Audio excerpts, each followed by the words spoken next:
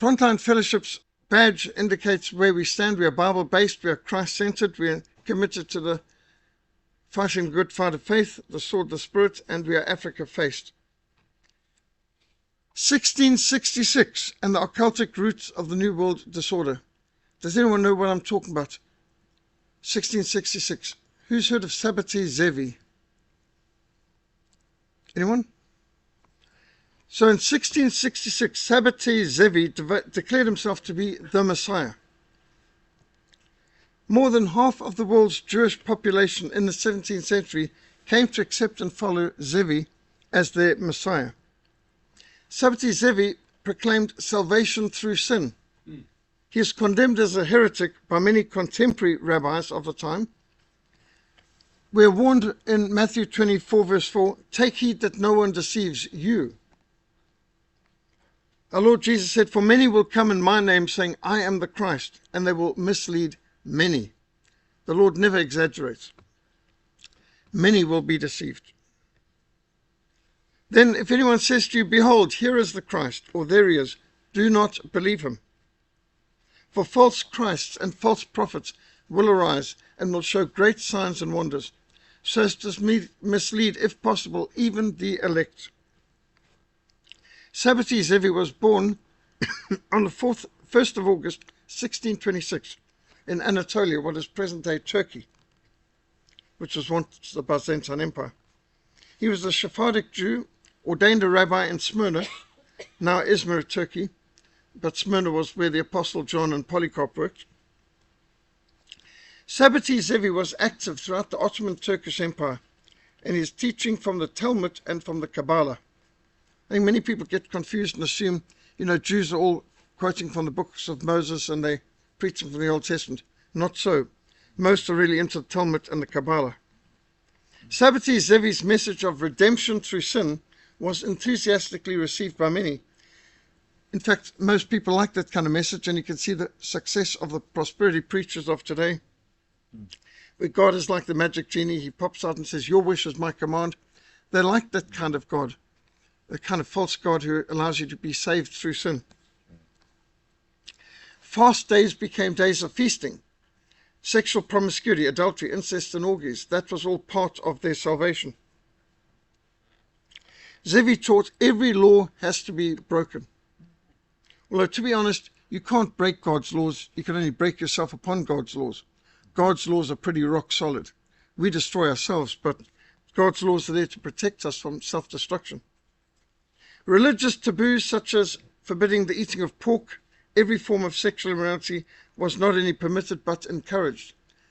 Sabbatai Zevi taught you are saved through sin. Sabbatai Zevi lived from 1626 to 1676. He is described by his contemporaries as exceptionally charismatic. He is a rabbi, he is a Kabbalist, he is an eccentric mystic. He attained a massive following. More than 1 million people were devoted to following him and his teachings during his lifetime. That's a phenomenal amount of success in a worldly sense. The publication of the Lurinic Kabbalah made Zevi extraordinarily popular in the 17th century amongst the Jewish people throughout Europe and throughout the Ottoman Empire. The Lurinic Kabbalah promoted an occultic, deeper meaning for Jewish mysticism, drawing from the ancient Babylonian occultism and numerology being significance of numbers. Sabbatai Zevi emphasized the magical, supernatural relationship between events and time, through letters and through numbers. Every letter number's got deep significance. Forget what the text is saying, there's some kind of deeper numerological meaning below it. The numerological value of dates contributed greatly to the widely held expectations and hopes of the Jewish Messiah that he would arrive on the 18th day, that's 6 plus 6 plus 6 of the 6th month of the year 1666. One eyewitness, Rabbi Leib ben Ozar, wrote, Zevi was handsome, possessed with an enchanting presence and with a singing voice. Many wrote, there's none like Zevi in stature, his face burned with intensity like fire. Many of his contemporaries claimed to have been converted to following Zevi when he appeared to them in dreams by the side of their beds. They would awake professing belief in him as the Messiah. No logic, no facts, no scriptural study, it's just an experience. Professor Gershom Scholem explained that a sincere expectation had arisen in the psyche of many Jews that their Messiah would come and lead them back to establishing a Jewish homeland. According to some critical interpretations of his behavior, Sabbatai Zevi showed signs of what modern scholars would call maniac depressive psychosis. He publicly displayed ecstatic behavior, often followed by bouts of depression and seclusion. However, many of his modern-day followers argue his behavior was simply what you would expect from religious mystics like a Sufi. You know, you can divide Islam into three branches. There's the Sunnis, which is more the Quran, the book. The Shiites, where it's all about the leader, the hierarchy. You know, like in many ways you'd say the Sunnis are like the Protestants of Islam. The Shiites are like the Catholics of Islam. And then you get the Sufis, who are like the charismatics of Islam. You know, a miracle a day keeps the devil away, and who cares what the book says? The important thing is what I feel and experience in it. The Sufis are the sword-swallowing, fire-breathing, miraculous, mystic crowd. Meditative dancing, trances, ecstatic dancing, that's all part of being a Sufi. Now, according to Professor Abraham Elohim, a faculty member of the Jewish philosophy department in the Bar Ilan University in Israel, Sabbatai frequently engaged in Bektashi Sufi rituals. These are the guys who'll do such bizarre things as cutting your own tongue. In fact, Sabbatai Zevi's grave site in Albania remains a Sufi shrine to this day. Sufis make pilgrimages to his gravesite. So he was as much a Sufi as a Jew, it seems, at least in their minds. Zevi's socially immoral and religiously unacceptable behavior led him to being expelled from Smyrna around 1650. Not surprising. For years he wandered through Greece and Thrace and Egypt and Syria. However, in 1665, his life was changed forever when he met Rabbi Nathan in Gaza, in Palestine, who persuaded him he was indeed the Messiah who would usher in a new age. Rabbi Nathan convinced Sabbatai Zevi he needed to formally reveal himself in the year 1666 to fulfill the Messianic prophecy which people were expecting. Now, when we speak about Messianic prophecy, we're not talking about the Bible here, we're talking about the Talmud. Zevi soon gained further support from the diaspora, the dispersed Jews, by promising the Jews a return to the homeland and a rebuilt temple in Jerusalem. Although Zevi received strong support and he is very popular amongst the Jewish people, the leading rabbis in Jerusalem rejected his claims that he was their Messiah. Not surprising, good to know that there were some rabbis who still did some kind of due diligence. The rabbis of Jerusalem ordered him to leave the city or be excommunicated. I don't understand that. Why didn't they just excommunicate him and expel him from the city? This man was about as disruptive and as evil an influence as you could ever have. But Sabbatai returned to Turkey, where the Sultan of the Ottoman Empire allowed him free rein to build up a phenomenal following, which is amazing considering the Ottoman Turks were not renowned for religious tolerance, but they were very happy with Sabbatai Zevi. Jews from all over the world, from as far afield as England to Persia, from Germany to Morocco, from Poland to Yemen, they poured into the Ottoman Empire to see, to hear, to meet their Messiah. And about 1 million of them ultimately said, this is the Messiah. However, a year after Sabbatai publicly proclaimed that the next year the temple in Jerusalem would be rebuilt, now the Sultan was suddenly galvanized into action. Now he's going too far.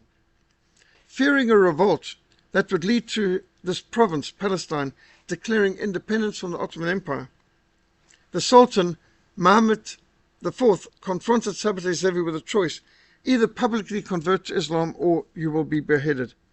And as the Sultan delicately put it, your head or the turban. The turban being a symbol of converting to Islam. So what do you think Sabbatai Zevi did? It came as a shock to many of his supporters that their supposed long-awaited Messiah denounced his Jewish faith on the spot, chose to wear the Islamic turban to keep his head. Zevi publicly converted to Islam and adopted a new Muslim name, Aziz Mehmet Effendi, the power of Muhammad. From then on, Zevi was on salary as a servant of the Sultan, with a cryptic title, Keeper of the Gate. Zevi continued unabated in his messianic activities, and he also continued to receive the full support of the Islamic authorities and from the Sultan of the Ottoman Empire.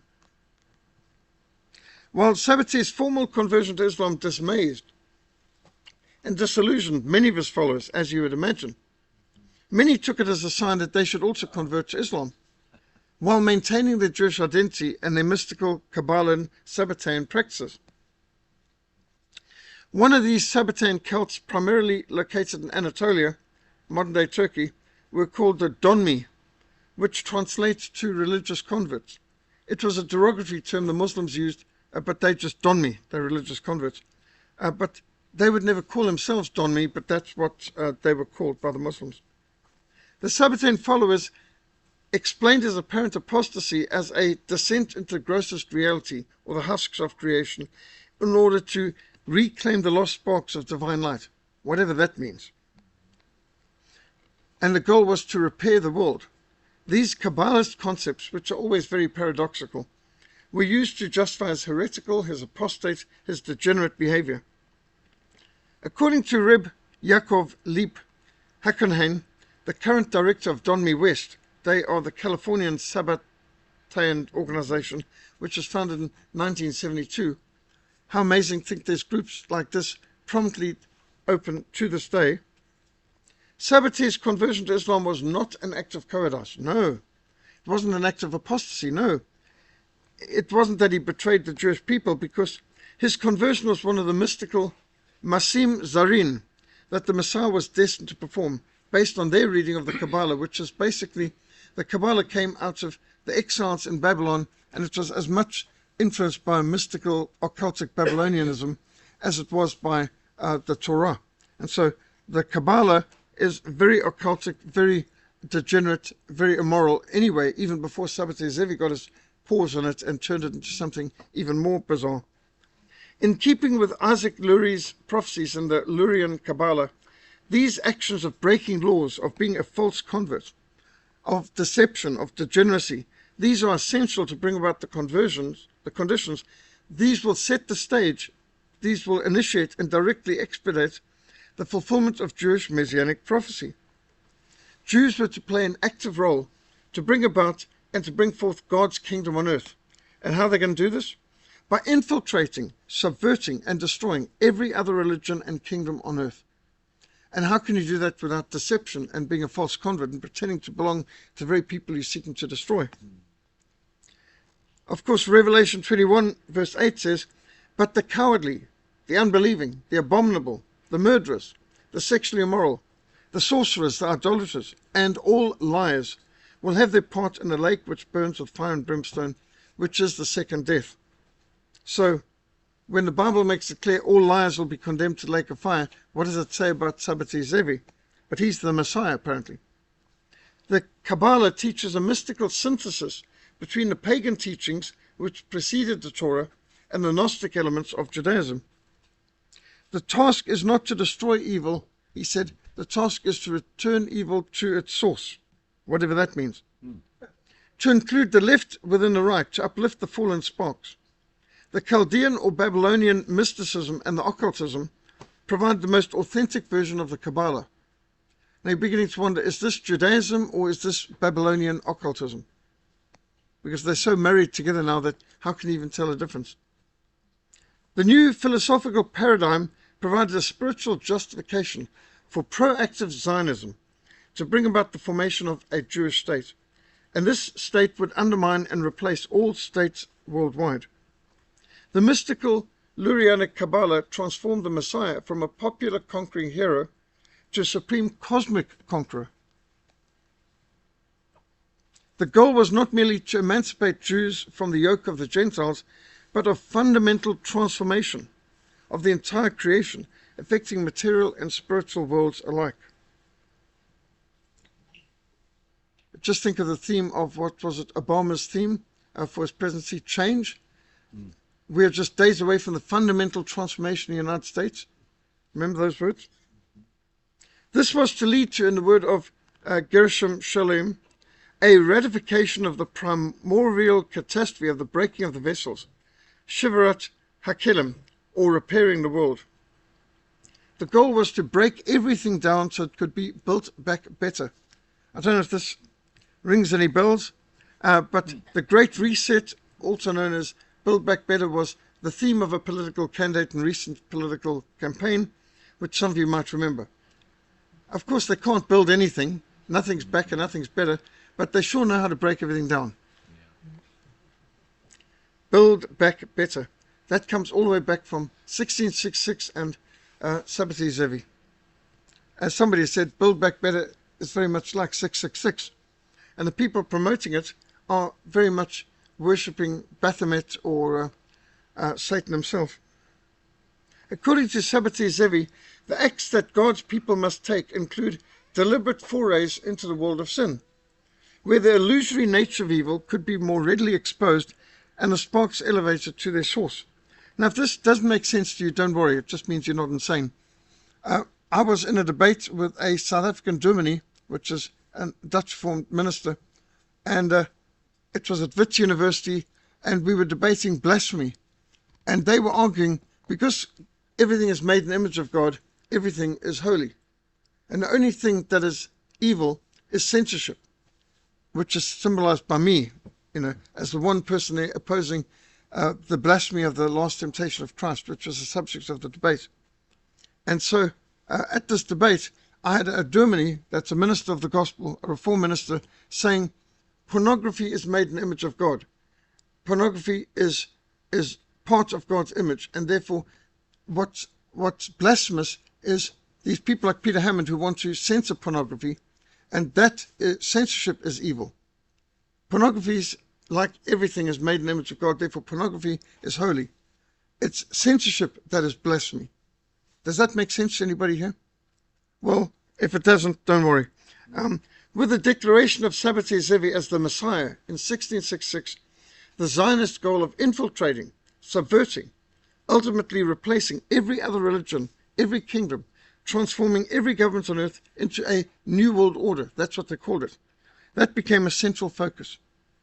Rabbi Nathan of Gaza declared they were entering into a new age, where all religious laws prior to Sabbatai Zevi were essentially obsolete. Christianity, Judaism, Islam, all religions are obsolete. All that matters now is the Sabbatian reality, salvation through sin. Traditional religious taboos, such as against the eating of pork, which had been forbidden under Jewish dietary law, was abolished. Former fast days were now feast days. One of the often quoted prayers of Zevi was, "Blessed art thou, Lord our God, King of the universe, who makes the forbidden things permissible." Sabbatai Zevi declared his duty was to descend through the gates of impurity into the impure realm of Kelipot, to rescue the divine sparks still imprisoned there. I don't understand that. I don't think it makes any sense, but that's what they teach. I've got a lot of quotes here because I'm quoting what they are saying. The Messiah was constrained to commit strange acts, masim zarim, which included apostasy, adultery, theft, idolatry, deception, covetousness. These may seem strange acts for the Messiah to perform, but you don't understand his real mission. His real mission is he's taking some divine sparks from basically from the pit of hell. All of these breaking of every law of God was necessary for the fulfillment of Messiah's mission. Did you understand the Messiah's job was to come and break every law? Well, that's the way the Kabbalists taught. The psychology of the Sabbatians is utterly paradoxical. Essentially, its guiding principle was, whoever is as he appears is not a true believer. In practice, it meant true faith cannot be the faith that men publicly profess. On the contrary, true faith must always be concealed. I mean, think, for example, the fact that you've got someone like Barack Hussein Obama who claimed to be a Christian, although his minister was somebody who is, God damn America, chanting from the pulpit and so on. But he would claim to be a Christian because it's essential to claim to be a Christian if you want to get the votes to become president. Or Obama or Biden, who claims to be a Roman Catholic, although I don't know how many Roman Catholics would recognize him as a genuine Roman Catholic, but that's the way many of these people work. For a Sabbatian, it is their duty to deny their true faith outwardly, because it is seed planted in the bed of the soul. Seed cannot grow unless it's been covered over. I mean, you don't put your seed up on the table, you bury your seed in the dirt. So your real faith has to be buried in the dirt. It must be concealed. People must know what your real beliefs are. The theme of a secret, hidden, occultic identity became part of the Sabbatian religious philosophy. In essence, a true act cannot be committed publicly to be seen by the world. Like true faith, a true act must be concealed, because only through concealment could it negate the falsehood of what is explicit. Like this logic of this minister who claimed that the pornography is holy, it's a censorship that's blasphemy. I mean, if this doesn't make sense to any of you, don't worry. It just means you're sane. So through a revolution of values, what was formerly sacred becomes profane, and what was formerly profane becomes sacred. This is the paradoxical nature of the Kabbalah, and especially of the Sabbatians. The Bible says, Proverbs 99, a false witness will not go unpunished. He who speaks lies shall perish. But Sabbatai Zevi says you must speak lies. That's the essence of their faith. The Sabbatian sect, which flourished during the lifetime of Sabbatai Zevi, afterwards continued to indulge in wife-sharing, religious sex orgies, adultery, incest, all kinds of perversion. It is thought by some scholars that Zevi had deep connections with the Bektashi Sufi order of Islam. Some similarities through the Sabbatian Donmi and the Bektashi Sufi practice include deliberate violation of the Karish or halal, and also ritualistic group sex, wife-swapping, ecstatic singing, chanting mystical Kabbalah, belief in a hidden occultic meaning of the Torah and the Quran. I'm concerned we've got Christians who also have this idea that it doesn't matter what the text says in the Bible, there's some deep inner meaning underneath it all that nobody's seen for centuries. Well, whenever somebody comes up with some innovation theology, you know it's heresy. The Sabbatians in Salonika, which is what we know in the Bible as Thessalonica, regularly held a celebration on the 22nd day of the Hebrew month of Adar, known as the Festival of the Lamb. Now, this festival included getting drunk and extinguishing all the lights. And in total darkness, there was religious violations of the sanctity of marriage and incest, immorality, basically. They called this the Festival of the Lamb. Their teaching was that as a grain of wheat must rot in the earth before it can sprout, so the deeds of believers must become fully rotten before they can germinate in salvation. You've got to become rotten to become a true believer. That's what they're teaching. This conveys the Sabbatian theology in a nutshell. Salvation comes through sin. Redemption is achieved through deception. But the Word of God says in James 4 verse 4, adulterers and adulteresses, do you not know that friendship with the world is enmity, hatred towards God? Whoever therefore wants to be a friend of the world makes himself an enemy of God. How much clearer can it be? According to Gershom Scholem, Sabbatianism is the matrix of every significant movement that emerged in the 18th and the 19th century. Unless you understand Sabbatianism, you don't understand the roots of Freemasonry and Marxism. From Hasidism in Islam to Reform Judaism, to Freemasonry to Marxist revolutionary communism. When we speak about Reform Judaism would be as depicted by this cover. The Bible makes it clear that God hates tattoos. It's an abomination to him. We should not do body piercing. We should not meddle with what God has made. And in fact, in traditional Jewish culture, a Jew who has a tattoo cannot be buried in a Jewish cemetery. But the Reformed Judaism, they flaunt their tattoos. According to the Torah, it's very clear that perversion, whether you're talking about trans-dressing, cross-dressing, homosexuality, lesbianism, all that is forbidden. That's apostate, abomination. But in Reformed Judaism, they celebrate openly the gay and trans flags, and they will have some of the biggest gay and trans LGBTQ celebrations on earth in Tel Aviv. The homosexual lobby calls Tel Aviv the most gay-friendly city in the world. Now that's from Reformed Judaism. It's nothing like what we call Reformed in the Christian tradition.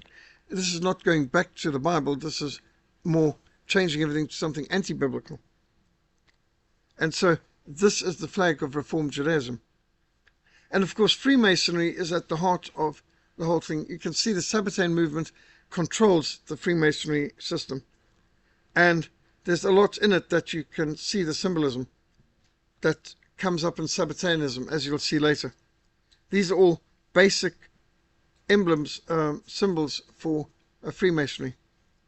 And you can see these symbols coming up in, for example, the Academy Awards frequently. They'll have designs behind it, have many of these symbols in Academy Awards ceremonies.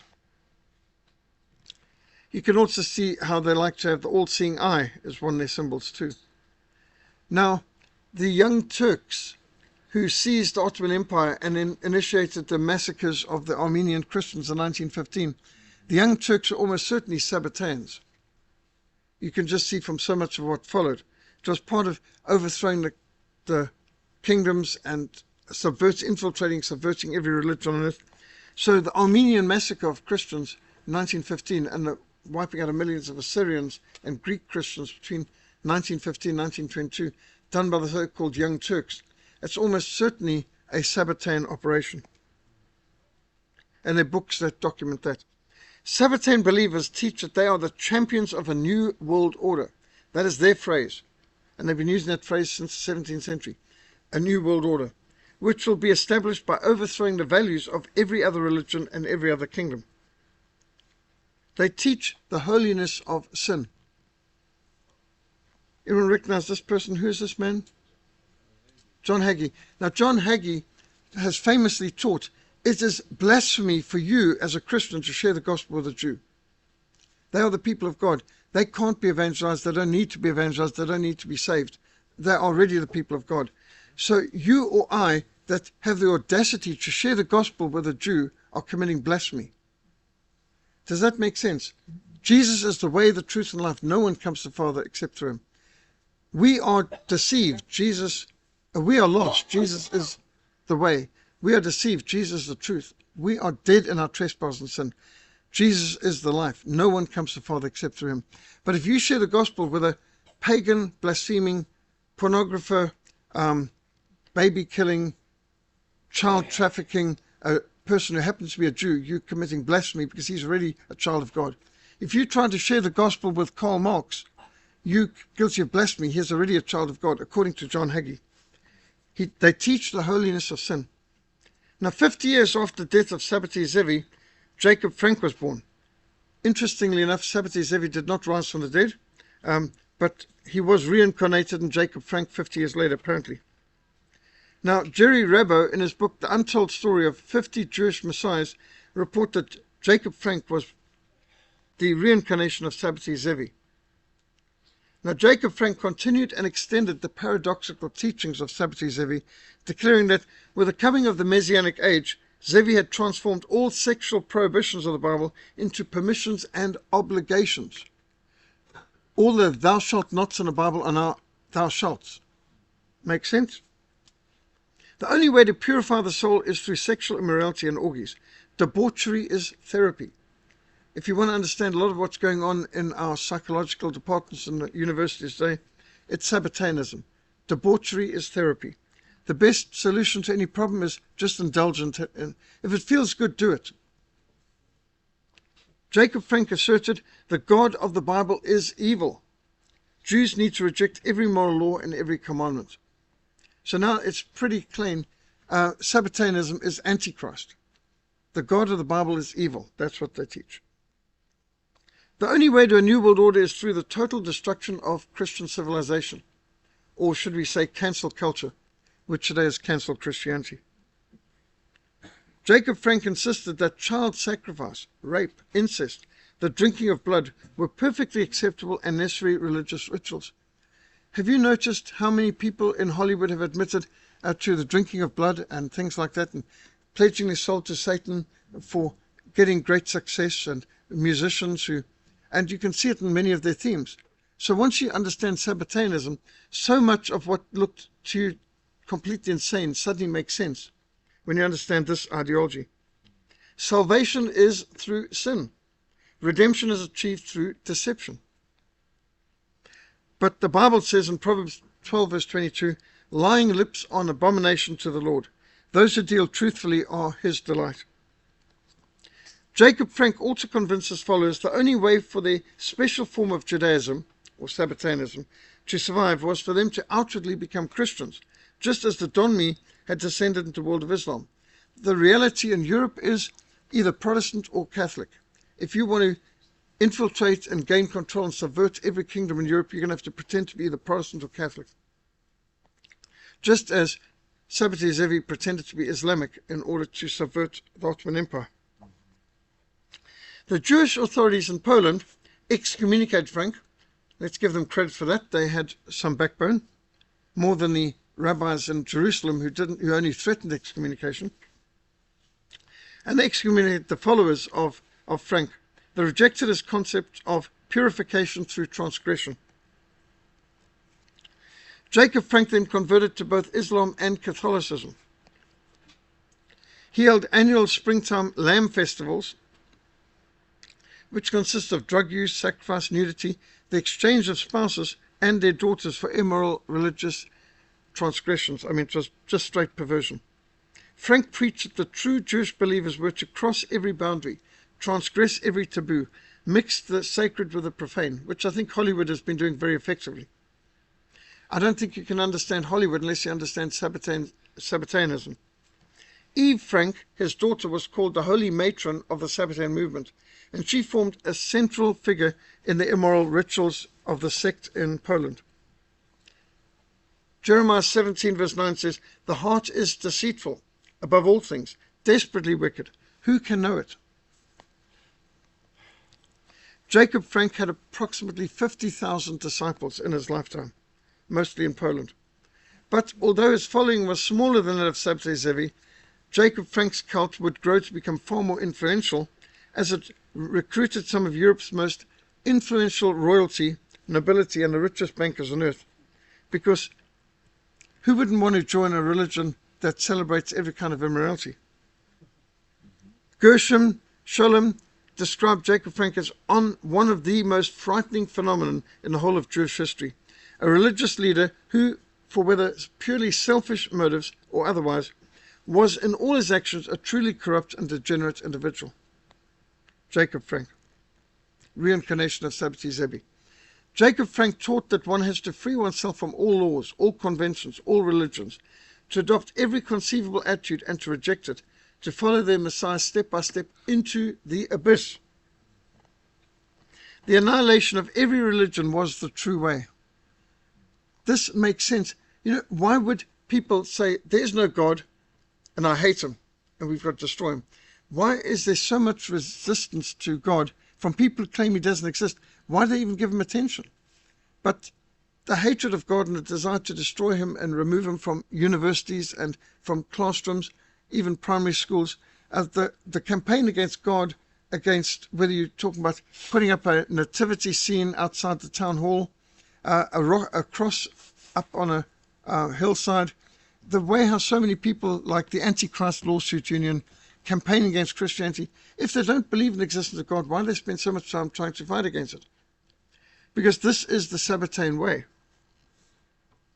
In order to ascend, you must first descend. No one can climb a mountain unless he's first descended to the base.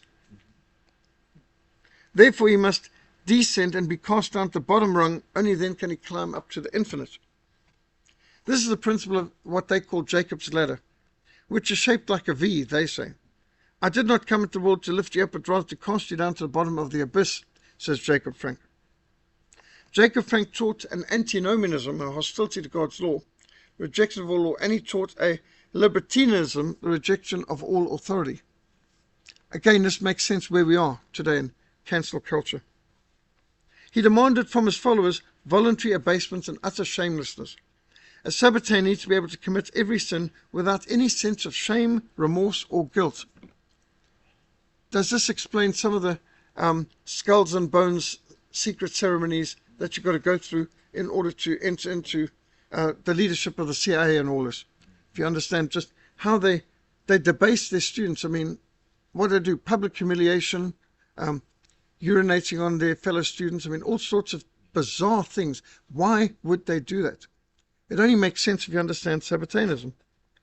Jacob Frank's Kabbalist interpretations led to nihilism, nothingness. He taught that you conquer through deception.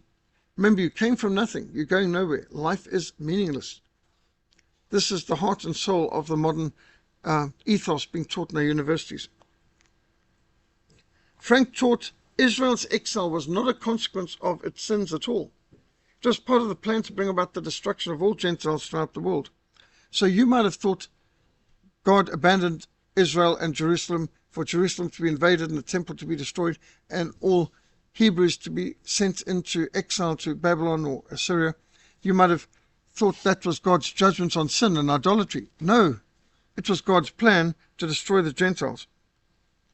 To establish a Jewish state back in Palestine was not sufficient. The whole world order, especially the Christian Europe, needs to be subverted and destroyed. That's the goal. In his classic book, To Eliminate the Opiate, Rabbi Marvin Entelman revealed Jacob Frank got his financing from the Rothschild financial empire based in Frankfurt, and through his worldwide influence by his alliance with Adam Weishaupt, founder of the Illuminati. Now, Jacob Frank is the one we've been talking about, who claimed to be the reincarnation of the Messiah, Sabbatai Zevi, and also a reincarnation of the biblical patriarch Jacob. You all should know who Adam Weishaupt is. He was born to Jewish parents but raised as a Catholic. He's a Jesuit professor of canon law, church law, and he was the founder of the Order of the Illuminati, 1776. And then A.M.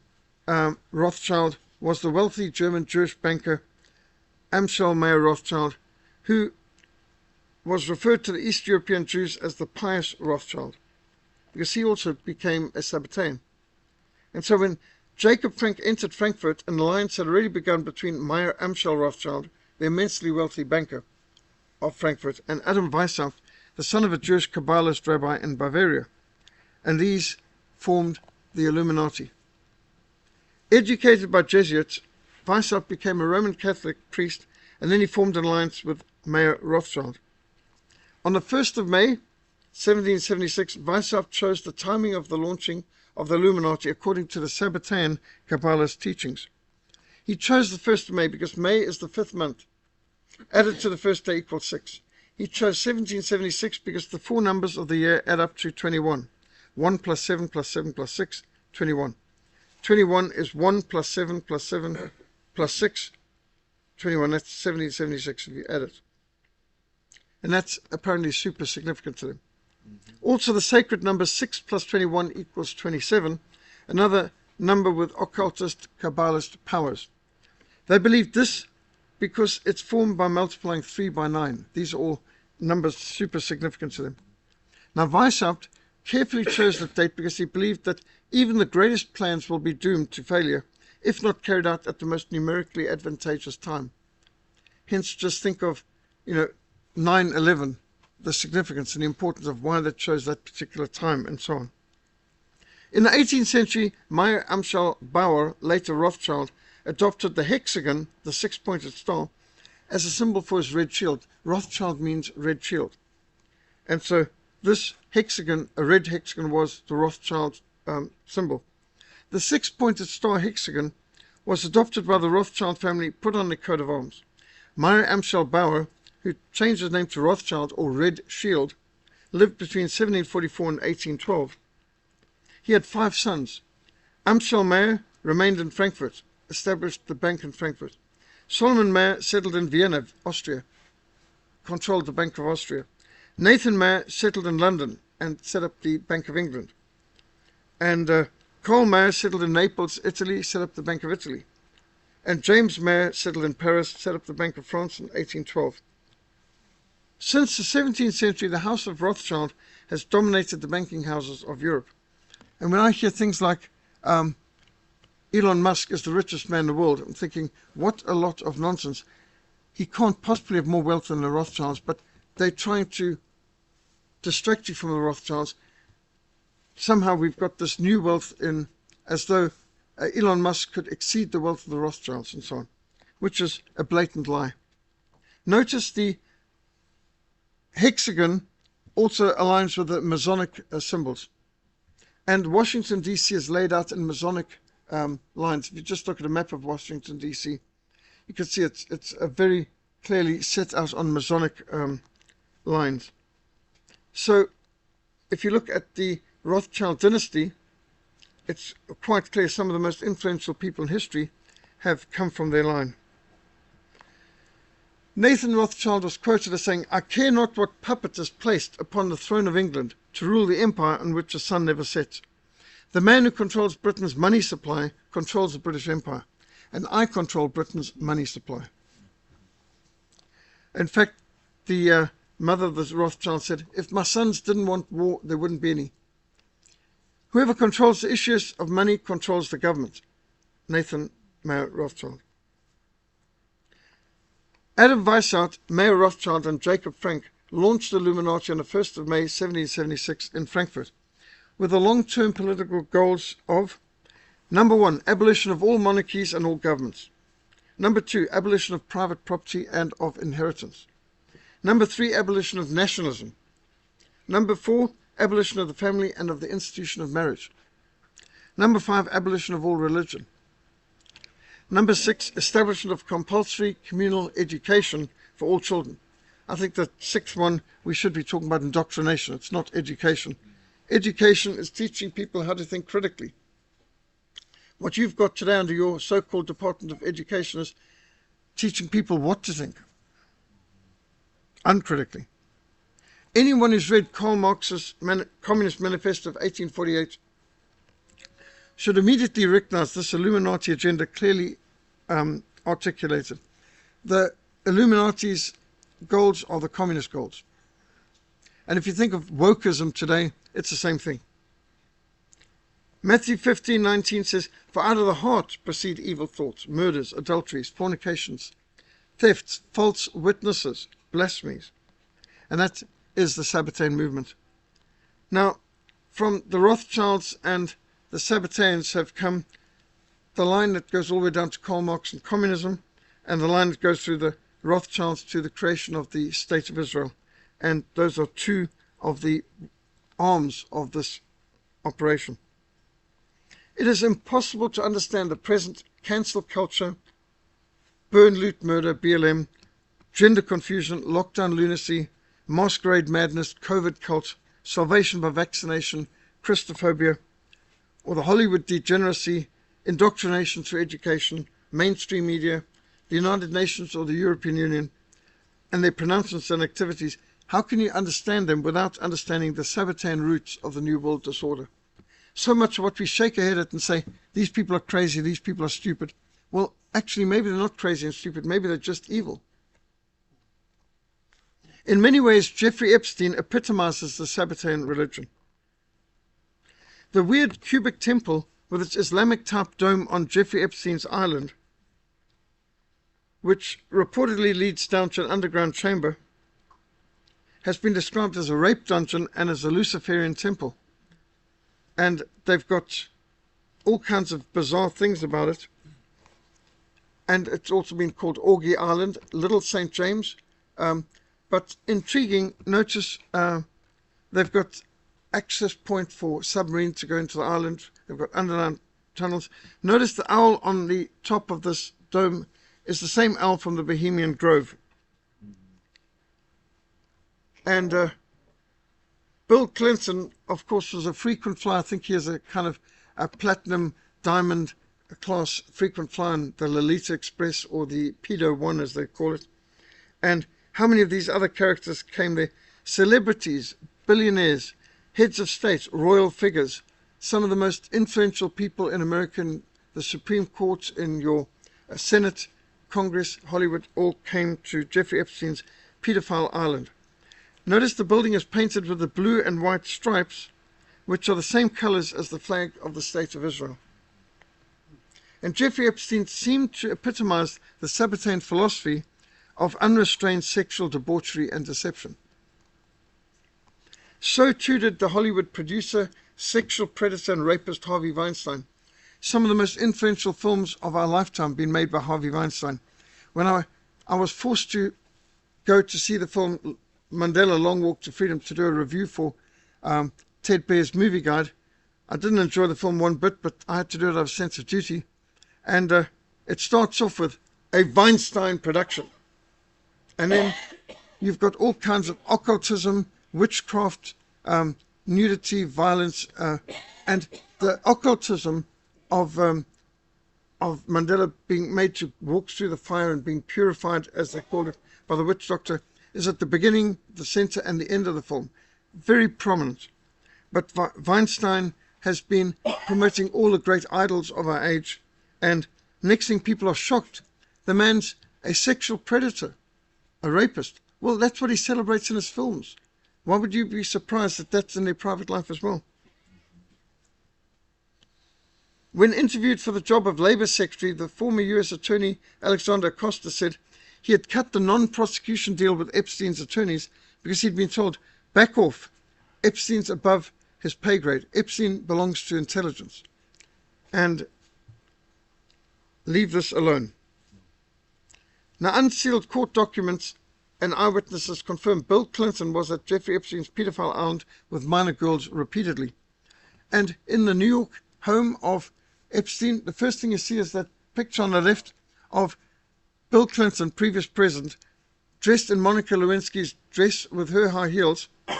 And that's the first picture in the hallway. What's Epstein saying? It's like, I've got you. And he had an American president in his pocket. And here they're talking about the Bill Clinton snared in a pedophile ring. And don't blame the corrupt leaders for wanting to lead. Blame the followers that pay the taxes and follow the corrupt leaders. Interesting point. Do you blame these leaders as much as you blame the followers who enable them? Jeffrey Epstein and Harvey Weinstein epitomize the Sabbatian cult and the whole Sabbatian religion. And look at the famous Hollywood stars who have been pals of these creeps. Really talking about Bill Clinton, Harvey Weinstein, Jeffrey Epstein. These are some of the frequent flyers on the pedophile one. Hollywood and news media giants. These are the creeps who... Have you noticed with the Jeffrey Epstein and Elaine Maxwell trials, they don't come out with a list of who were the customers, who were the people committing all these hideous crimes with them. And normally that's one of the first things they should do. With Ghislaine Maxwell, they should have cut a deal with her. You reveal the customers and we will lower your charge. But somehow or another that never came up. So you can see the Department of Injustice is trying to conceal the matter. They're trying to protect people like Bill Gates, one of the most influential people in the world today, who was also a frequent flyer and a regular friend of Jeffrey Epstein. And all these people involved in the COVID cult. Bill Gates flew with Jeffrey Epstein on the Lolita Express, and his charity aims to empower young girls. And yet there he was with one of the worst human traffickers and pedophiles on the planet. Bill Gates repeatedly met with Jeffrey Epstein, even after Epstein was convicted of these child trafficking pedophile crimes. The amount of high-flying people worldwide, even going to the royal family. And it's a web of network. Now, was Jeffrey Epstein just serving Mossad and the CIA, blackmailing people that they could get them to vote the way they want or rule the way they want? Or was it more than that? And plainly, there's an intelligence aspect, but there's something more than that. And you can only understand when you understand the religion of Sabbatianism. Now, Jeffrey Epstein's main girlfriend or co-worker was Ghislaine Maxwell. Her father was Mossad's super spy, and Robert Maxwell. Dead men tell no tales, spies, lies, and blackmail. The Maxwells were heavily involved in espionage, and Ghislaine Maxwell's father owned one of the biggest newspapers in England. And he just disappeared off a ship one day, and they said it must have been suicide. They've never found the body. Maxwell could be living in Israel for all we know, safely. He might have had a plastic surgery, face change. I mean, anything's possible. But the point is that Mossad and CIA are stamped all over these people. They're blackmailing people, bringing people to do all that the evil hearts desired, filming them. There's cameras in every one of these rooms, and then they were able to blackmail them. Some churches have made statements like this: Jesus willingly died for you, unlike Epstein, who did not kill himself. There's books out documenting the shadowland of how, from Jeffrey Epstein to the Clintons, from Obama to Biden to the occult elite, exposing the deep state actors at war with Christianity, at war with Donald Trump, at war with America's destiny. And, of course, Obama and the Clintons, both Bill and Hillary, very much friends with Jeffrey Epstein, and you can just see Jacob Frank and Sabbatai Zevi would be smiling on this sort of activity. Hollywood is riddled with Sabbatianism, and that's the only way you can understand some of these scripts and the way how so much of Hollywood is a blasphemy industry. Why do they hate the name of Jesus Christ so much? Nobody's taken the name of Muhammad or Krishna or any of the other pagan false gods in vain. No, it's Jesus Christ that they're after. Jeremiah 9 verse 5 says, everyone will deceive his neighbor, and they will not speak the truth. They have taught their tongue to speak lies. They weary themselves to commit iniquity. And Hollywood has become the most creative at glamorizing sins that decent people always would have rejected, getting people to laugh at things that they would have before been disgusted with. I mean, this is Sabbataianism personified, is Hollywood. And as you can see, Jeffrey Epstein and Harvey Weinstein are a massive presence in Hollywood, and you can tell from the body language of people who love them. I mean, Hillary and Harvey Weinstein, and she claims to care for women's rights. Well, Harvey Weinstein didn't respect women's rights. And Obama, well, he did say fundamentally change America. And then the amount of Hollywood, well, what do we call them, stars who threw themselves at Harvey Weinstein in order to enhance their careers. And it was well known, if you want to get a leading role, if you want to advance in Hollywood, you've got to sleep with Harvey Weinstein. Let him play out his perversions, and then you can advance in Hollywood. There were Hollywood Academy Awards where people would say, I want to thank God and Harvey Weinstein. And one person getting Academy Award was told by a presenter, now you won't have to pretend that you like Harvey Weinstein anymore. And so it's an in-joke. They all knew. And then they all act horrified when they discover, what, Harvey Weinstein's a serial rapist, pedophile, predator? Who would have guessed? Well, they all knew. It was no secret. And as for Oprah Winfrey, she's been a trafficker of little girls to Harvey Weinstein and Jeffrey Epstein, pals with them all. And she's been a trusted name in many American homes, but she's been used to channel youngsters to Harvey Weinstein and to Jeffrey Epstein. Understanding Sabbataianism helps you understand the times and understand the threat that confronts us. 2 Peter 2 verse 19 could be written across them all. While they promise them freedom, they themselves are slaves of depravity. And this you could write across just about every government in Africa as well. They promise freedom and liberty, but they themselves are slaves of corruption. Isaiah 59 verse 14. Justice is turned back. Righteousness stands afar off. For truth is fallen in the street. Equity cannot enter. So truth fails. And he who departs from evil makes himself a prey. Have you noticed? Anyone who departs from evil makes himself a prey. Just think of some poor soul like Mel Gibson. He makes a film to honor Christ, like The Passion of Christ. And Hollywood hates him. He's committed the unforgivable sin. They protect their own, but they hate an apostate. And Mel Gibson's an apostate. He was part of Hollywood, and he's turned against him. So they hate him. He has committed apostasy and heresy and blasphemy against the Sabbatian cult.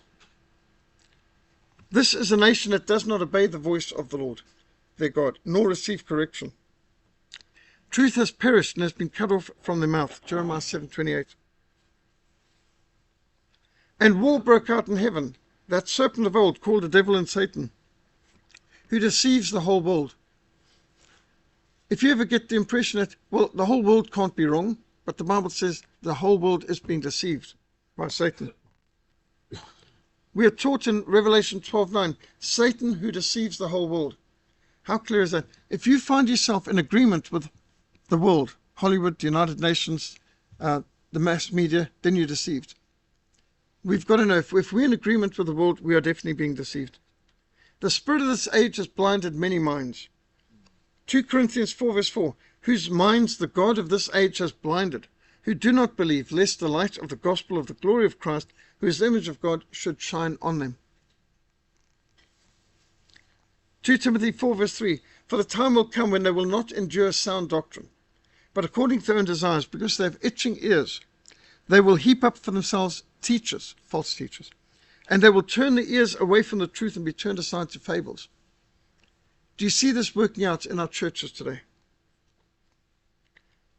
2 Corinthians 11:3, but I fear lest somehow, as the servant deceived Eve by his craftiness, so your minds may be corrupted from the simplicity that is in Christ.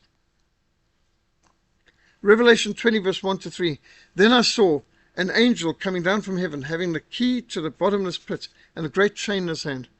He laid hold of the dragon, the serpent of old, who is the devil and Satan, and bound him for 1,000 years, and he cast him to the bottomless pit, and shut him up and set a seal on him, so that he might deceive the nations no more.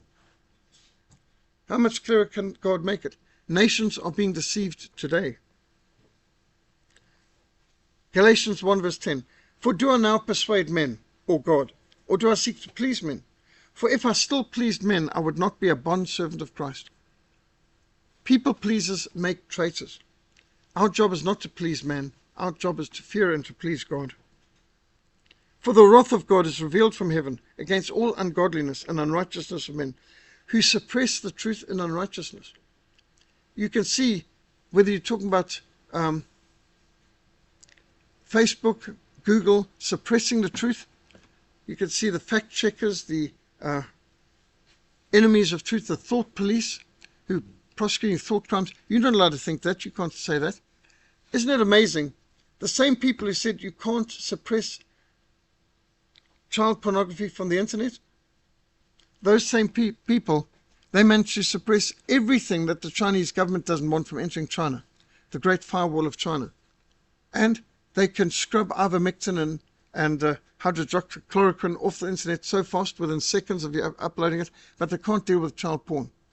I mean, you can see where these people are. They suppress the truth and unrighteousness. Who will rise up for me against the evildoers? Who will make a stand for me against the workers of iniquity? The word of God challenges us all. Psalm 94:16. Who will rise up? Who will stand up? Who will speak out? Who will fight the good fight of faith? Our job is to smash Marxism. At its heart, Sabbatianism's political expression is communism. Communism is seen in our universities as cancel culture or cancel Christianity. Our job is to fight at the very heart of this. Now, I've produced a newsletter that's available on our website, which has got all the text I've given here. 1666 and the Sabbatian Roots of New World Disorder. It's on the gospeldefenseleague.org.za website. You can also see videos and audios of it on Sermon Audio on the Frontline Fellowship website, frontlinemissionsa.org. So if you want to access this newsletter, which I'm sorry I don't have to give out here because they've all been distributed already, but you can download them, frontlinemissionsa.org, or get the audio and the video. We also do regularly From the Frontline podcast each week, and you can tune in there for definitely politically incorrect content. I've got some of our newsletters here, but very few, but you can get them online, and they're always picture-rich. I've got some of our books here today. A number of our books are now available on print on demand anywhere in the world, or ebooks.